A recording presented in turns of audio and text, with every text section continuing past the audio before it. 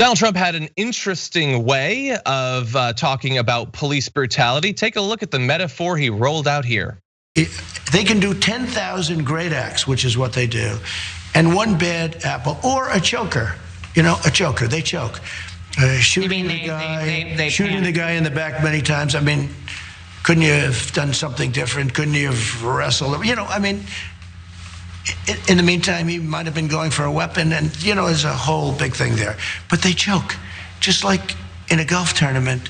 They miss a 3-foot. You're not comparing it to golf because, of course, that's what the media. I'm saying people choke. People panic. Choke. Yeah. And people are bad people. You have both. You have some bad people, and they choke. You could be.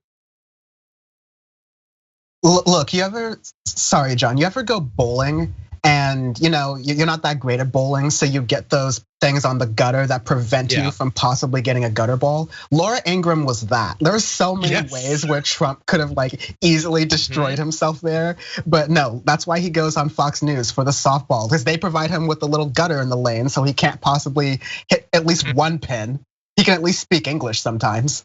That's pretty good. I like that Fox News is duckpin bowling for Donald Trump. That's a good metaphor. I also like that Laura Ingraham is taking him out on a walk, but he's one of the kids that has to be on a line, just in case he gets too far away.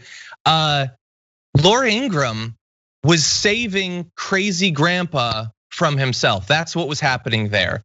He rolled out an insane comparison, an insane metaphor that in normal times would end a politician's career. Maybe not a president, but it would certainly be its own news cycle for a week. The idea that you talked about golfers in particular, but honestly, that's not even, what are you talking about choking? This isn't a free throw. This isn't a buzzer beater.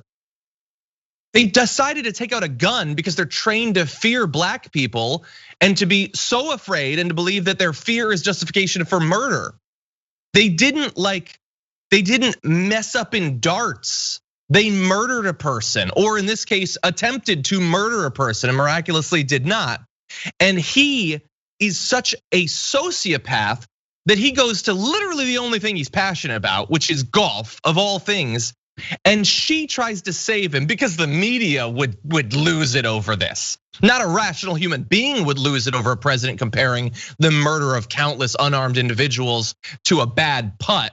It's the irrational media that's doing that. That's what very serious journalist Laura Ingraham is doing there. And keep in mind, very serious journalist Laura Ingraham is willing to give Trump the benefit of the doubt, but he's not trying to compare, like you said, the split-second decision to kill a person of color to a split-second mistake in a sporting event.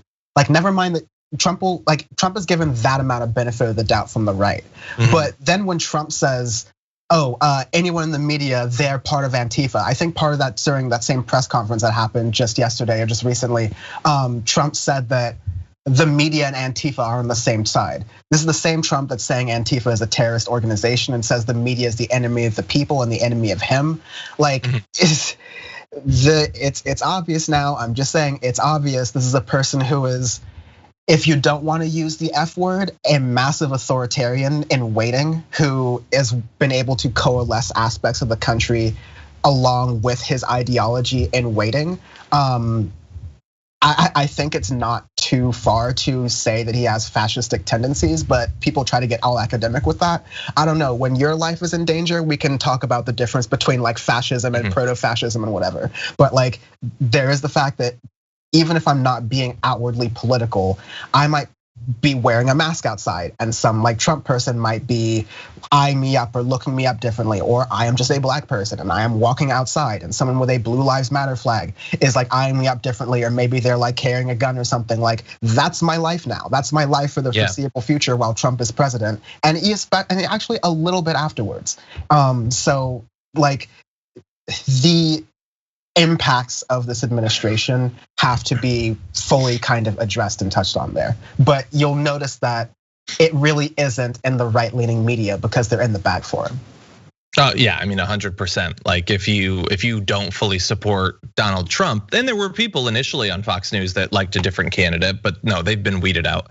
Yeah, and finally on the metaphor, the idea that it's like the cost of choking a sporting event versus killing someone. And he's calling them chokers when they frequently strangle black men to death. And we're gonna move on. Even we who are covering this, we're gonna move on because we're gonna be forced to move on. This thing, we have to accept and normalize and move on from things every day that should have stopped the country in its tracks, but can't.